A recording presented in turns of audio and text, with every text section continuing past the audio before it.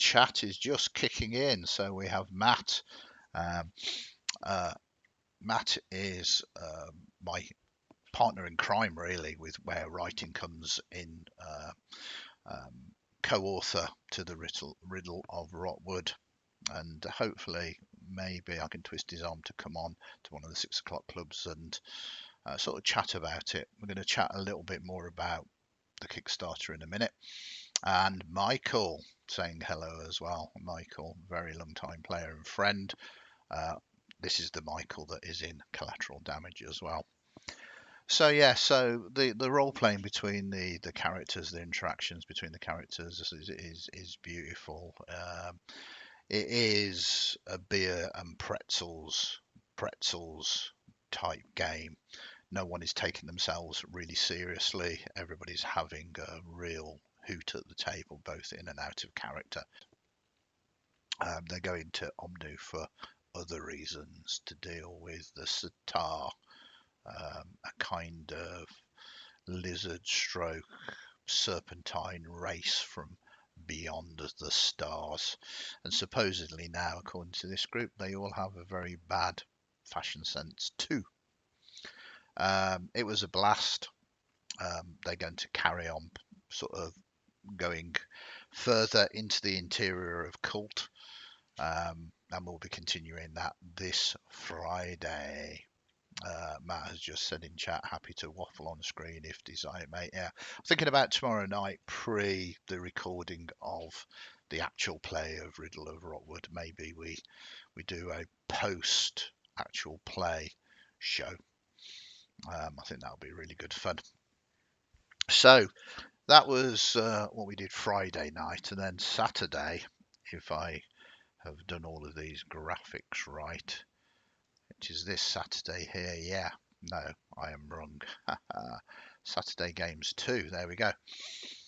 So this Saturday we had Dungeon of the Mad Mage first and foremost. It has Josh, Ian, Jocelyn, Pete, and Richard in. They are currently in the university section of the Dungeon of the Mad Mage, and they soundly defeated some fiends from there, and they found a challenging room, shall we say, a challenging room. It reminded me very much of a Lionel Richie song called Dancing on the Ceiling. They weren't dancing though, they were being thrown around the room. It was a very challenging encounter, and it'll be interesting to see how they resolve it. Then immediately after that, we moved to Greyhawk Unbound, and this has got John Wayne. That's John and Wayne, not John Wayne, if you get what I mean. John, Wayne, Simon, and Al. And again, this is very much a beer and pretzels. It's got a old school feel, although it is 5th edition. And they were successful, fighting against a single illithid. They have rescued an alchemist, and they are heading back now to find out what it is all about. And they doing this in the underground dungeons of Greyhawk, the free city of Greyhawk as well. Very fun game, very fun, and I'm looking forward to seeing how they further the plot there as well. And then had a little bit of a break, which allowed me to record some videos that have gone live now before 7 o'clock, where we then jumped into Spelljammer Cosmic Rain.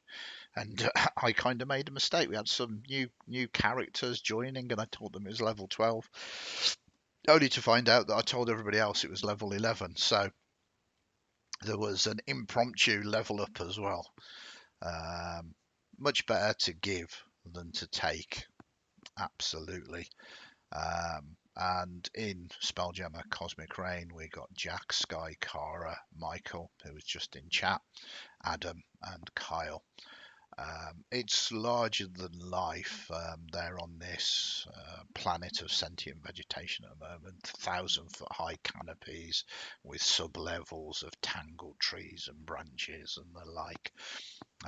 A verdant garden of a sort of civilization, and something terrible is emerging. They found a clue of what it was, this plaque with these strange machine men. Very foreboding for what they're about to face.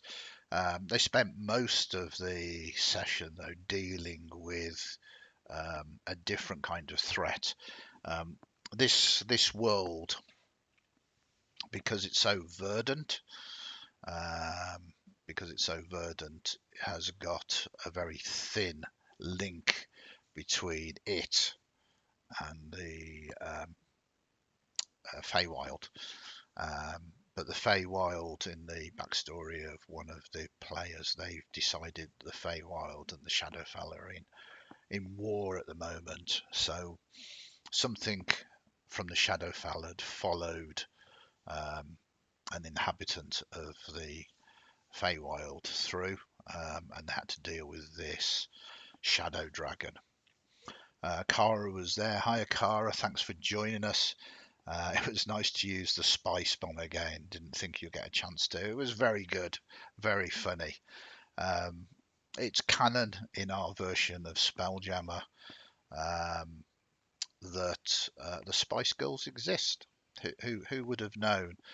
They were originally spice traders from one of the desert worlds, and they have put that behind them, or have they?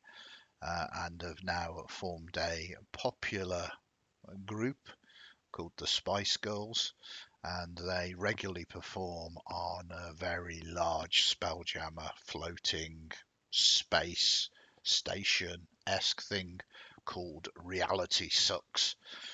And what Kara's character Fila did was create a bomb that was a distraction that exploded with fireworks, but also played a recording. Hello, Solo. You didn't realise you was missing this. How late are you? Well, thank you for joining us, Solo. It's the 6 o'clock club, so it's 6 o'clock GMT, sort of UK time. Game in a very high fantasy world, and characters start at 5th level and can carry on playing in this campaign up to 10th level, and then they need to move to a different tier within mythical. So it's one of the few games that we run with a mixture of levels in, and it was another epic, I have to say. They were up against a number of Bodaks, terrible and dead, that could floor even the most sturdy of barbarians with a single gaze. If they get unlucky, they dealt with those in the end, and then came across a Sakot. This is all homebrew. I might repeat the content, but you're not going to find it in a book, so there's no spoilers here. They found a sarcophagus that had canopic jars with the organs of one of the high priests that were mummified. A lot of information that they had to be able to translate, and they use comprehend languages and all of this to do it well, and a lot of very good investigation and history and religion type roles to uncover the secrets of how to open this. And then there was a big choice to be made, because supposedly anybody that destroys these jars to weaken, to stop the high priest being basically immortal, being unable to be damaged, a curse would be bestowed upon them, and they didn't have at that time the appropriate means to remove the curse. So someone very bravely took that upon it, and it was a horrible one. They then battled the high priest, Having done that, it was a lot easier than it would have been without it being able to take damage. And then one of them fell, but they managed to stop from perishing, and it was quite tense. But there were a number of rolls. The high priest rolled very badly, and it was quite dramatic as one of the characters was paralyzed directly in front of him, and he was a turtle with a great armor class. And the high priest got unlucky, and there was a couple of rolls that, if they'd hit, it would have been a different story.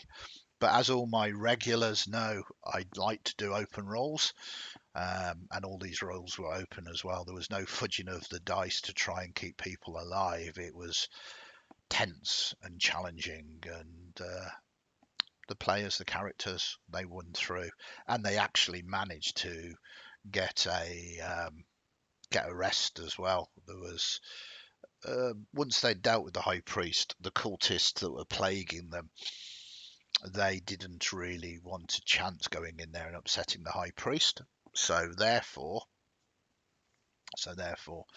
they used that to their advantage, and there was a chance that they might come in, but they were too scared. So not only did the long rest allow them to heal up and to regain their resources, which they were running actually very low on, they also managed to get a lot of experience for everything they had done so far, and they hadn't absorbed that.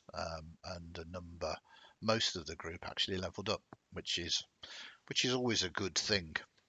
Um, and then, last but not least, I'm not sure whether I can't remember. I've got such a bad memory, but we have Casper, Natasha, Ian, Jack, Marcus, and Anand in that game. If I hadn't mentioned before, but it's there on the screen for you to use your eyes if you wanted to.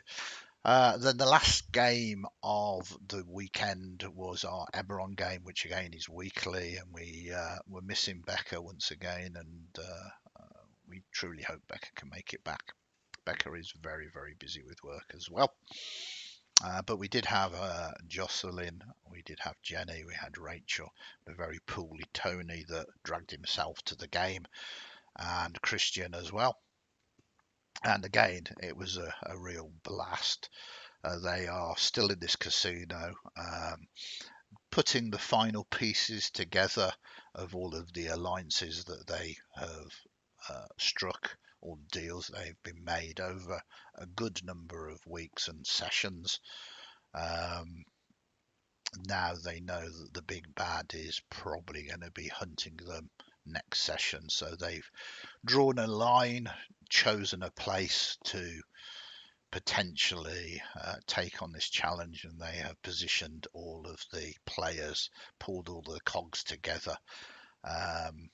So very excited to see how that is going to happen.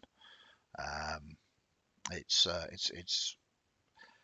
there's a whole host of anxiety when everybody's worked so hard, both myself in terms of the plot, but also the players, to bring all of these threads together.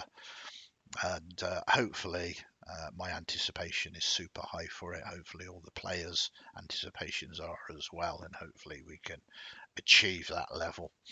I'm very excited to see how it's going to play out. That unfortunately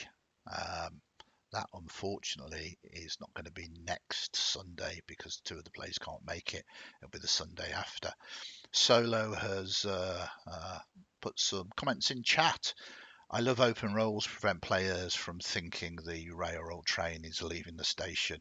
You can't be blamed for fudge rolls. What makes it even more fun is letting the players roll the dice all the time. They are the ones to blame for when it doesn't go their way. Absolutely, Solo. It's there's I think it's Mort Borg. They part of their rule set is the GM doesn't roll the dice. The players tend to roll all of the dice, and it is fun, and it does change the feel of it. I run all of my games online at the moment, so So it's fairly easy for me to sort of make sure that the settings are for me to show the dice. And like I say, I think part of the skill of a GM is to make judgment calls on the encounters, to prep the encounters properly, to balance them and make them interesting and challenging. Um, but I think it will be dull, and you might as well be writing a novel if you don't do if you hide the roles and you fudge the roles as a GM. I think it's much more fun to roll openly, and then it is down to the GM or to the players to interpret those roles and to make and this isn't punitive. This is, wow, okay, so this has happened. What we're going to do about it? What kind of story can we tell altogether and make it interesting? When characters do go down, it makes it very challenging. It makes it much more tense. Um, and I think my community realizes I don't fudge rolls anyway. Um, but just by rolling them open just takes that completely out of the equation anyway. Um, and that's how I roll basically. That's how I roll. Um, but I totally agree with you 100% there, Solo. It seems that we are on the same mindset. Boom, boom, boom. Okay, so that was weekend. There was something else that happened at the weekend, which we launched, or a Kickstarter was launched, that both myself and Matt have written a scenario for, the Riddle of Rotwood Bog. That went live on Saturday night, and I'm going to come to that in a minute at the back end of the stream, as it were, really. Perhaps thinking about it, the sales stuff I should probably do right at the start, but hey, that's how I roll as well.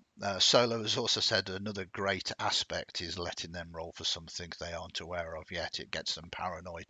Well, I mean, yeah, I'm not sure paranoid. I suppose that is the right word. If there is something, but it throws that suspicion around the table that something might be happening and can create tension.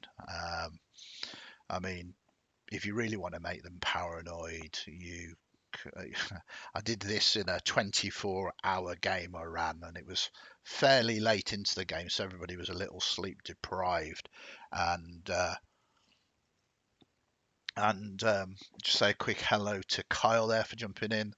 Hi Kyle, thanks for joining us. And they were suspicious that someone had been replaced, that one of the characters wasn't the actual character, and I gave them hints that one of you might not be who you think you are, but um, at the moment, I want you all to play your character as if you would your character, because that is what this thing would do.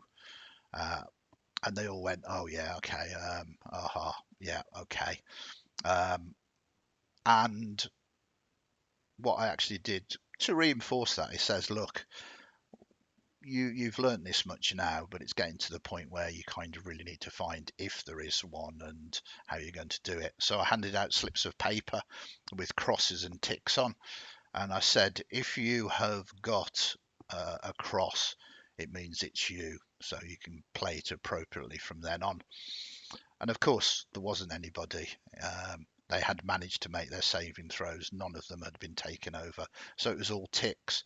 But they were still concerned and worried. And this created a magnificent scene.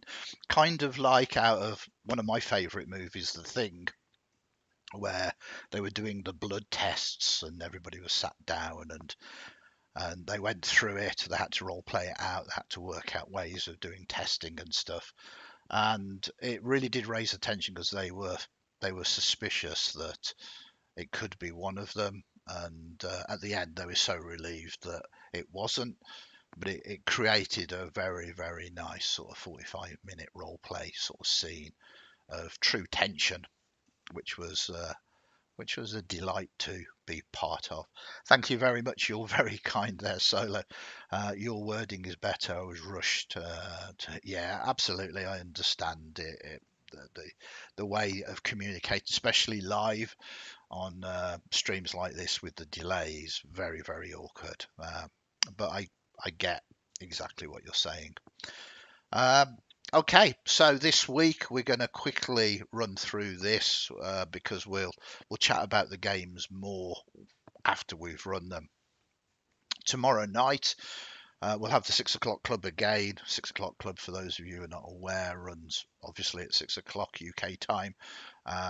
For half an hour, 3/4 of an hour. We do it Monday to Friday. And then tomorrow night there is a game on, but it is basically a pre-record of the Riddle of Rotwood Bog. Got some great players. It's going to be an actual play.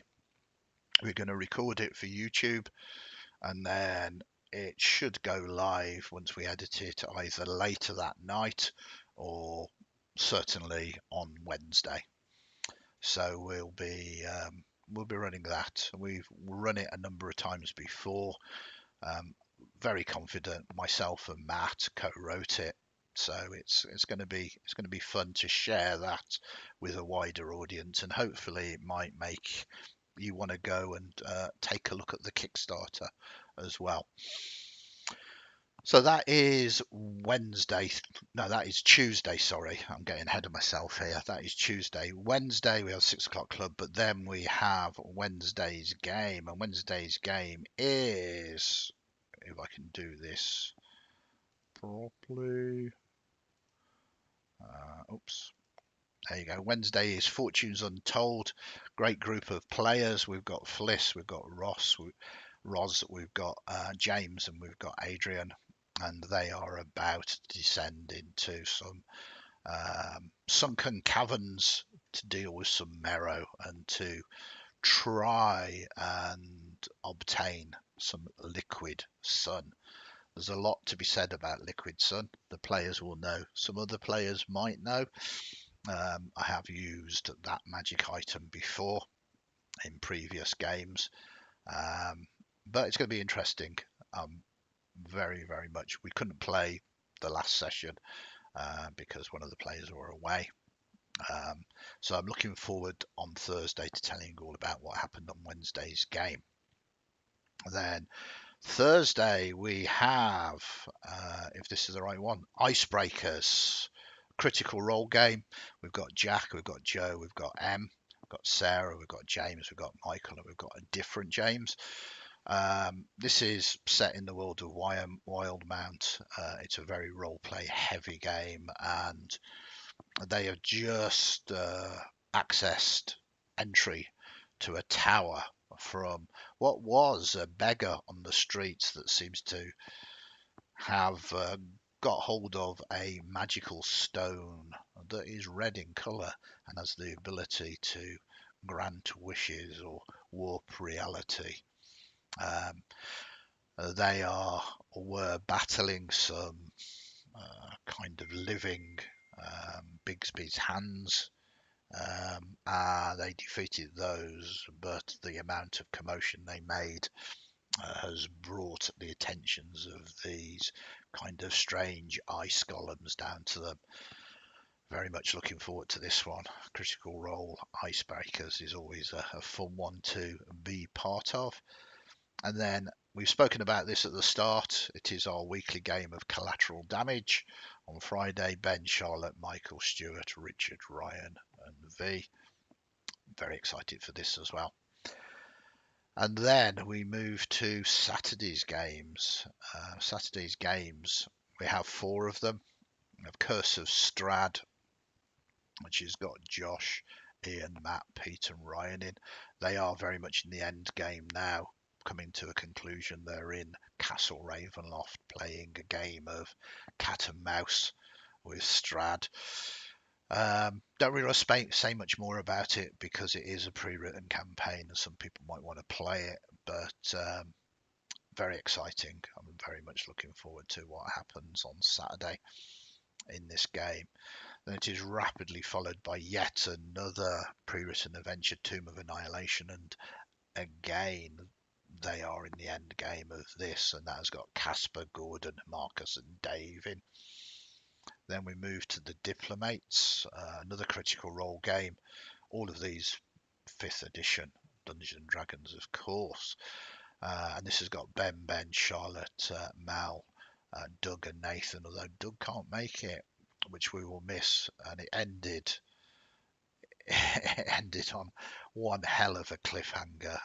Some of the other players had to leave the session slightly early because it was Mother's Day, and the last session, and they didn't see what happened at the end, and I think it's a little bit of a surprise for them. So again, I don't really want to say much more. Then we should have on Saturday night Call of Cthulhu, but I know one of the players is on holiday.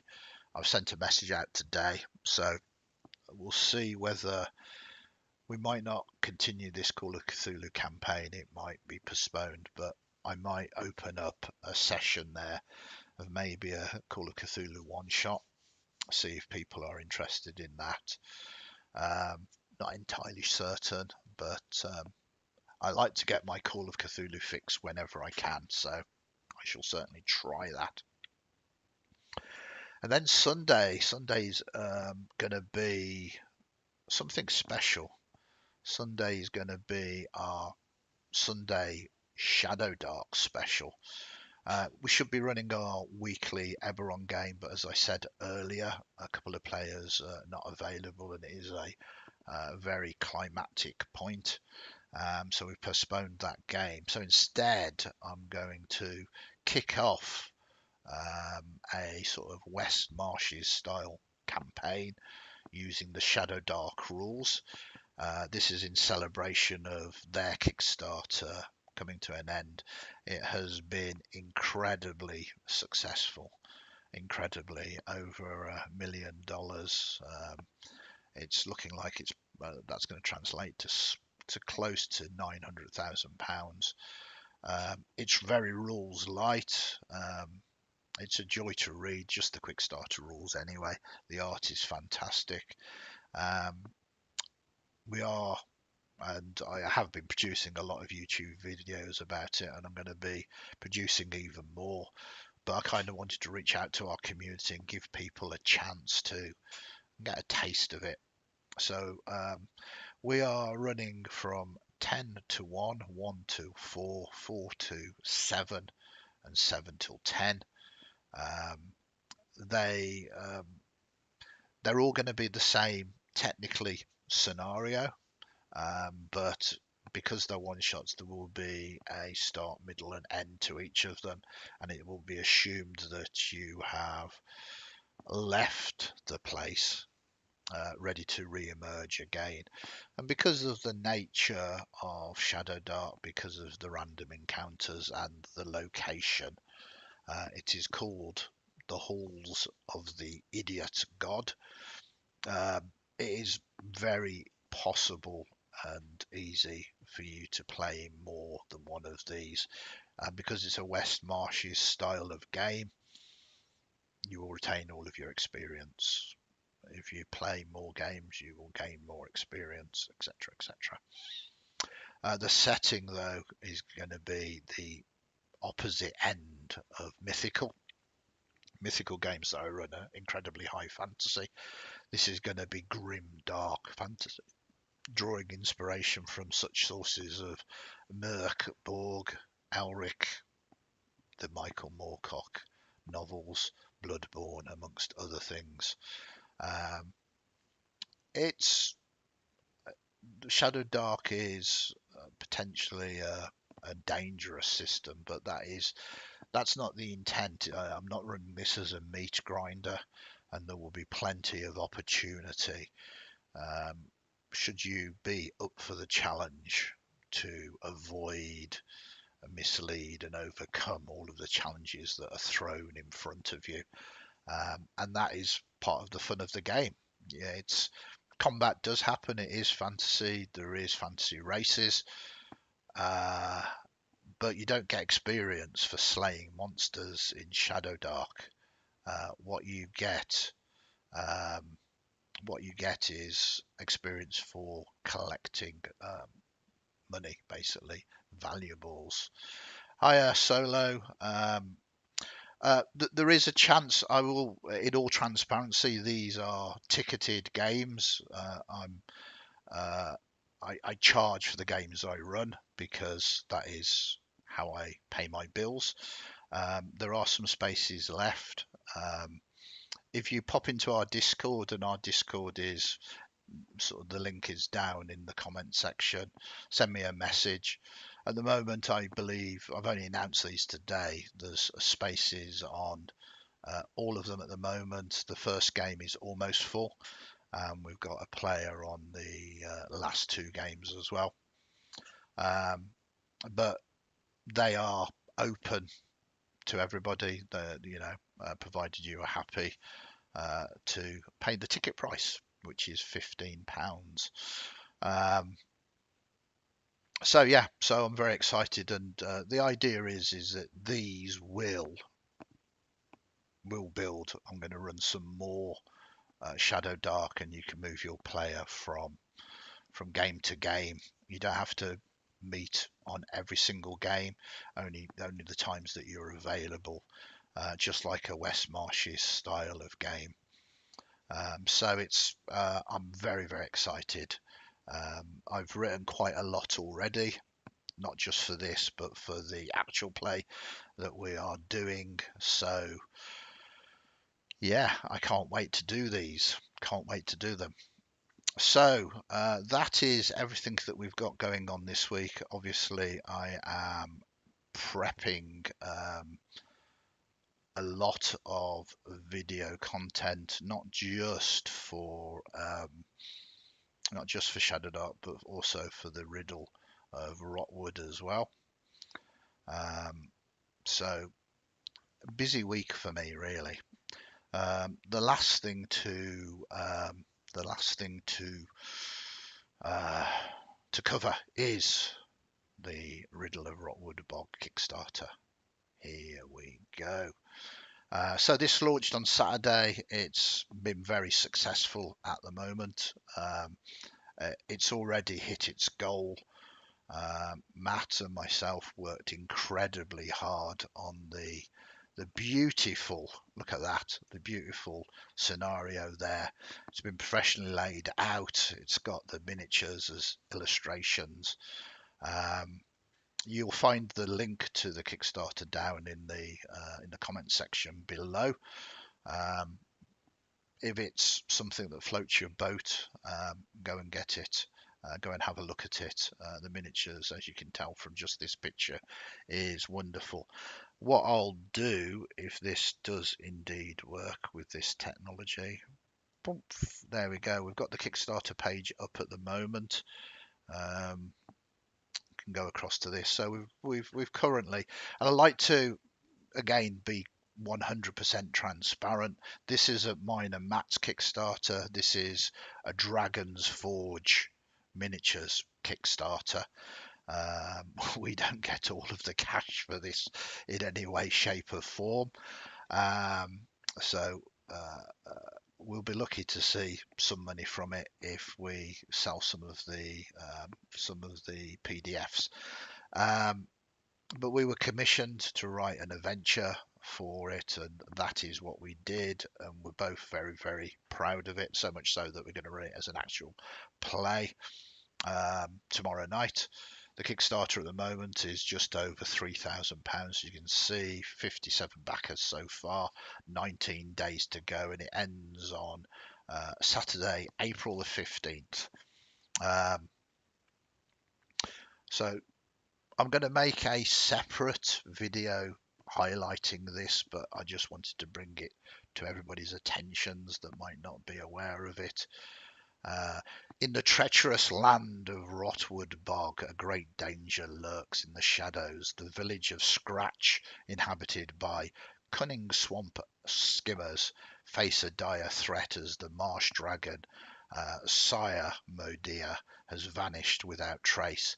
The dragon's presence has always been a vital one, keeping the dangerous beasts of the swamp at bay. But with Simodia's absence, the creatures of the bog have grown restless and begun attacking the village with Frosty not seen before.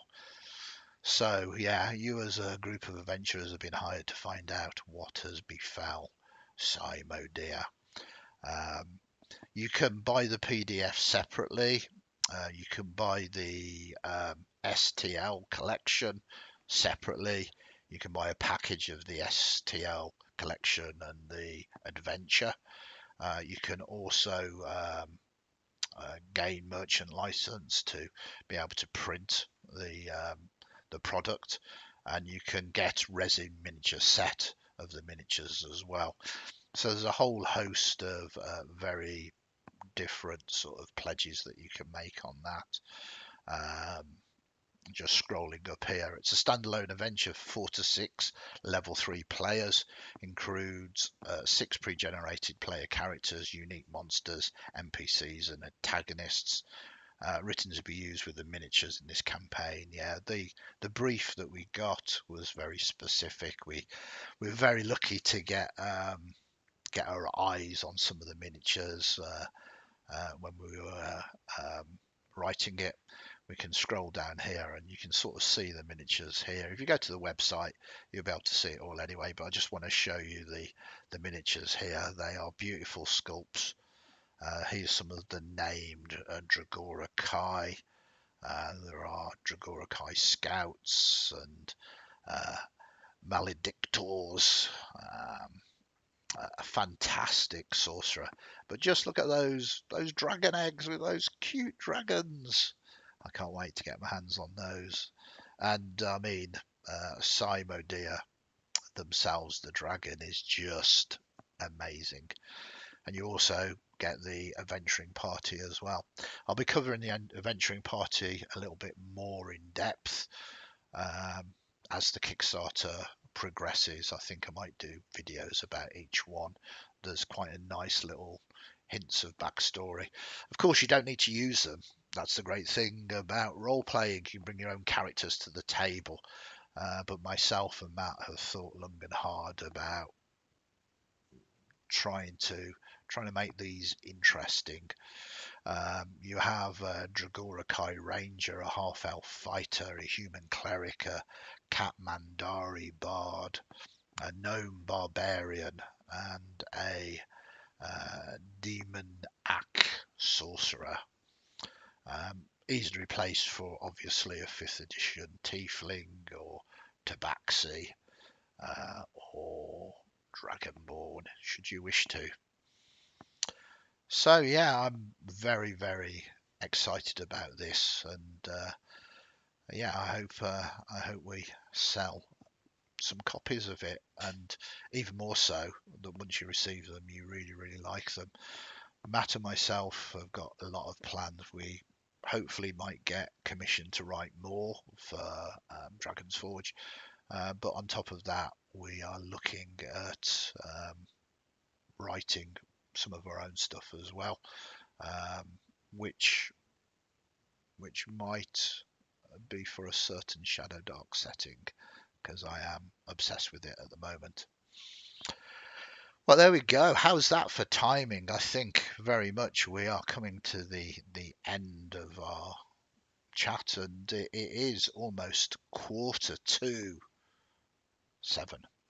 45 minutes on the nose, really. I want to say a massive thank you for everybody that's joined us tonight. Really appreciate your company. If you are watching on catch up, thanks for watching on catch up. I hope you found it informative. Those places on Sunday are available. You do have to go into our Discord. It's the perfect opportunity to try it if you haven't. You can download the quick start rules from Shadow Dark's Kickstarter. Just go there, just download it.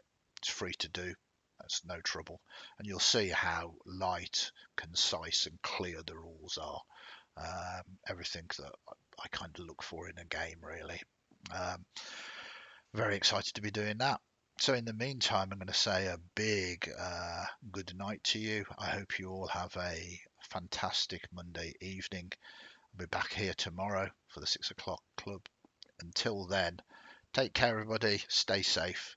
Catch you all laters.